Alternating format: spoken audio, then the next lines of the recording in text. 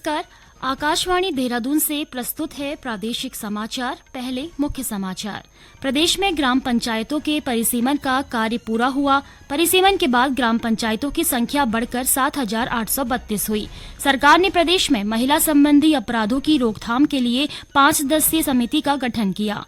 मुख्यमंत्री पुष्कर सिंह धामी ने कहा, उधम सिंह नगर के रुद्रपुर स्थित खुरपिया को स्मार्ट औद्योगिक शहर के रूप में विकसित करने से 50,000 से अधिक युवाओं को रोजगार मिलेगा। उत्तराखंड लोक सेवा आयोग ने सिविल सेवा परीक्षा 2021 का परीक्षा परिणाम घोषित किया और आज राष्ट्रीय खेल दिवस मनाया जा रहा है। प्रदेश के स्कूलों और महाविद्यालयों में विभिन्न खेलकूद प्रतियोगिताओं का आयोजन किया गया। दोपहर समाचारों के साथ मैं रेनू प्रीति और अब समाचार विस्तार से। प्रदेश में ग्राम पंचायतों के परिसीमन का कार्य पूरा हो गया है। परिसीमन के बाद ग्राम पंचायतों की संख्या अब 7,795 से बढ़कर 7,832 हो गई है। विभाग की एक रिपोर्ट के मुताबिक परिसीमन से 13 पंचायतें घटी हैं, जबकि 50 ग्राम पंचायतें बढ़ी हैं। ऐसे में वास्तविक रूप से 37 ग्राम पंचायतें बढ़ी हैं। टिहरी गढ़वाल में सबसे अधिक 16 पंचायतें, उत्तरकाशी में 13, देहरादून में 8, चमोली में 5, उधम सिंह नगर में 4, बागेश्वर में 3 और चंपावत में 1 पंचायत बढ़ी है। वहीं उधम सिंह नगर व पौड़ी में 5-5, नैनीताल, टिहरी व चमोली में 1-1 ग्राम पंचायत घट गए हैं। प्रदेश में महिला संबंधी अपराधों की रोकथाम और उन पर अधिक प्रभावी कार्रवाई करने के लिए एक 5 सदस्यीय समिति का गठन किया गया है। पुलिस महानिदेशक अभिनव कुमार ने पुलिस उप महानिरीक्षक अपराध एवं कानून व्यवस्था पी रेणुका देवी की अध्यक्षता में समिति का गठन किया है। ये समिति प्रदेश में घटित महिला अपराध की प्रकृति आदि के संबंध में व्यापक अध्ययन कर विस्तृत रिपोर्ट पुलिस महानिदेशक के समक्ष प्रस्तुत करेगी। मुख्यमंत्री पुष्कर सिंह धामी ने कहा कि उधम सिंह नगर के रुद्रपुर स्थित खुरपिया को स्मार्ट औद्योगिक शहर के रूप में विकसित करने से 15,000 करोड़ रुपए का निवेश संभावित है। उन्होंने कहा कि इससे 50,000 से अधिक युवाओं को रोजगार मिलेगा। श्री धामी ने कहा कि केंद्र सरकार के इस ऐतिहासिक निर्णय से देश में औद्योगिक नोड्स और शहरों का एक मजबूत नेटवर्क तैयार होगा, जिससे आर्थिक विकास और वैश्विक प्रतिस्पर्धा को बढ़ावा मिलेगा। कृषि मंत्री गणेश जोशी ने कहा है कि केंद्र के सहयोग से राज्य में मोटे अनाजों का उत्पादन बढ़ेगा और किसानों की आय में वृद्धि होगी। श्री जोशी ने नई दिल्ली में केंद्रीय मंत्री प्रहलाद जोशी से मुलाकात के दौरान ये बात कही। उन्होंने राज्य की पारंपरिक मंडुआ फसल के लिए निर्धारित न्यूनतम समर्थन मूल्य पर अन्य बाजरा फसलों जैसे कौड़ी, चीना, कोदे, कुटकी को सार्वजनिक वितरण प्रणाली के अंतर्गत शामिल करने की अनुमति देने के लिए केंद्र सरकार का आभार व्यक्त किया। राज्यपाल गुरमीत सिंह ने राज्य विश्वविद्यालयों के कुलपतियों को निर्देश दिए हैं कि वे विश्वविद्यालयों से संबद्ध महाविद्यालयों और संस्थानों का औचक निरीक्षण करें। राज्यपाल ने कहा कि महाविद्यालयों में विद्यार्थियों के लिए सुविधाओं और उनके सर्वांगीण विकास में कोई कमी नहीं होनी चाहिए। उन्होंने कहा कि शिक्षा प्रणाली विद्यार्थी केंद्रित होनी चाहिए और विद्यार्थियों का सर्वांगीण विकास और शिक्षा की गुणवत्ता में सुधार सरकार का ध्येय वाक्य होना चाहिए। राज्यपाल ने कहा कि विश्वविद्यालयों को अपनी गतिविधियों में प्रौद्योगिकी का अधिक से अधिक उपयोग करके ई संस्कृति लाने के प्रयास पर जोर देना होगा। पर्यटन मंत्री सतपाल महाराज ने जौनसार भाबर के प्रमुख तीर्थ स्थल हनोल स्थित महासू देवता मंदिर में 6 सितंबर से शुरू होने वाले राजकीय मेले जागड़ा की तैयारी पूरी करने के निर्देश दिए हैं। उन्होंने कहा कि हनोल मंदिर पूरे देश में प्रसिद्ध है। महासू देवता मंदिर में उत्तराखंड और अन्य राज्यों से भी लाखों श्रद्धालु पूजा अर्चना के लिए पहुंचते हैं। उन्होंने कहा कि सभी जरूरी कार्य समय से पहले पूरे कर लिए जाएं ताकि श्रद्धालुओं को किसी तरह की परेशानी न हो।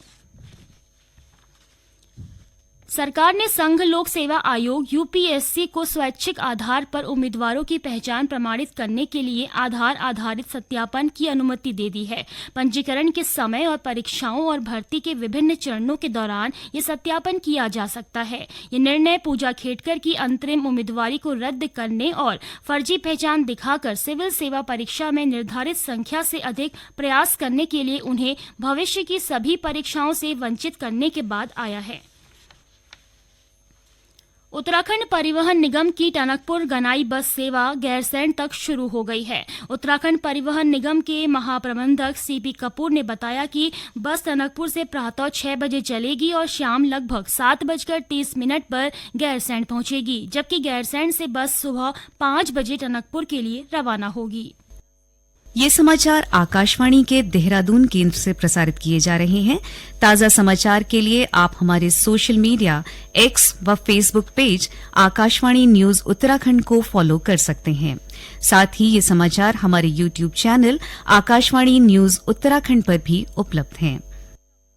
उत्तराखंड लोक सेवा आयोग ने सिविल सेवा परीक्षा 2021 का परीक्षा परिणाम घोषित कर दिया है। लोक सेवा आयोग के अनुसार आयोग ने पीसीएस 2021 की प्री परीक्षा 3 अप्रैल 2022 को कराई थी। इसके बाद मई में इसका परिणाम जारी किया गया था, जिसमें 1205 अभ्यर्थियों का चयन किया गया था। इसके बाद आयोग ने मुख्य लिखित परीक्षा 23 से 26 फरवरी 2023 को आयोजित की। इस साल 27 फरवरी और 5 अप्रैल को इसका परिणाम जारी किया गया था। चयनित अभ्यर्थियों के लिए 29 अप्रैल से 4 जुलाई तक साक्षात्कार परीक्षा, शारीरिक परीक्षा, चिकित्सकीय मापदंड की प्रक्रिया पूरी की। स्वास्थ्य विभाग ने हरिद्वार स्थित गुरुकुल कांगड़ी विश्वविद्यालय में राष्ट्रीय तंबाकू नियंत्रण जागरूकता कार्यक्रम के तहत गोष्ठी का आयोजन किया। इस दौरान स्वास्थ्य विभाग की टीम ने लोगों को तंबाकू सेवन से होने वाले नुकसान और स्वस्थ जीवन शैली पर पड़ने वाले इसके प्रभाव के बारे में जागरूक किया। कार्यक्रम समन्वयक प्रोफेसर अरुण कुमार ने लोगों से किसी भी तरह के नशे से दूर रहने और अपने आसपास के लोगों को भी इसके दुष्प्रभावों के बारे में जागरूक करने की अपील की। चमोली के जिलाधिकारी हिमांशु खुराना ने संबंधित अधिकारियों को जिले में सरकार की घोषणाओं को प्राथमिकता के आधार पर पूरा करने के निर्देश दिए हैं। विभागीय अधिकारियों की वर्चुअल बैठक लेते हुए जिलाधिकारी ने कहा कि जिन कार्यों के लिए विभागों को वित्तीय स्वीकृति मिल गई है, उन्हें प्राथमिकता के आधार पर गुणवत्ता के साथ पूरा किया जाए। बैठक में उन्होंने मुख्यमंत्री की घोषणाओं की विभागवार समीक्षा की।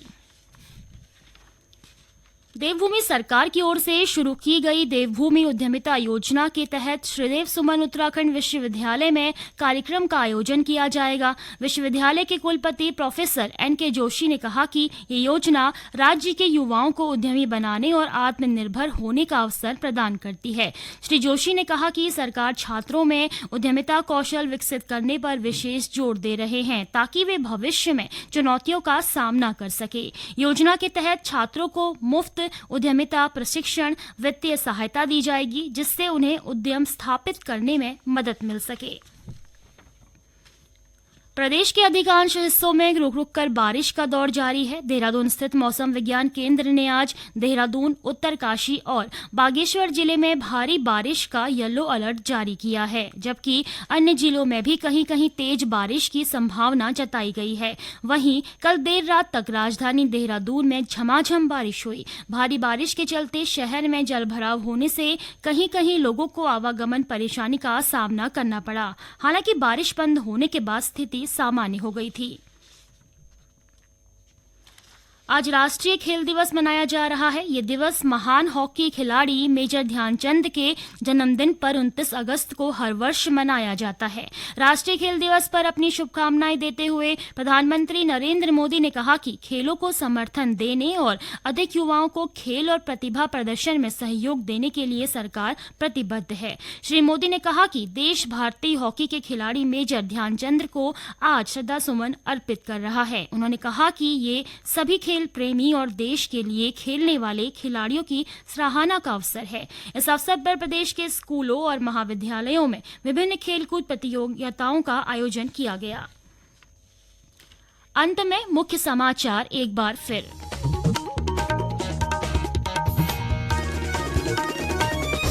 प्रदेश में ग्राम पंचायतों के परिसीमन का कार्य पूरा हुआ। परिसीमन के बाद ग्राम पंचायतों की संख्या बढ़कर 7,832 हुई। सरकार ने प्रदेश में महिला संबंधी अपराधों की रोकथाम के लिए 5 सदस्यीय समिति का गठन किया। मुख्यमंत्री पुष्कर सिंह धामी ने कहा, उधम सिंह नगर के रुद्रपुर स्थित खुरपिया को स्मार्ट औद्योगिक शहर के रूप में विकसित करने से 50,000 से अधिक युवाओं को रोजगार मिलेगा। उत्तराखंड लोक सेवा आयोग ने सिविल सेवा परीक्षा 2021 का परीक्षा परिणाम घोषित किया और आज राष्ट्रीय खेल दिवस मनाया जा रहा है। प्रदेश के स्कूलों और महाविद्यालयों में विभिन्न खेलकूद प्रतियोगिताओं का आयोजन किया गया। इसके साथ ही प्रादेशिक समाचारों का ये बुलेटिन समाप्त हुआ। नमस्कार।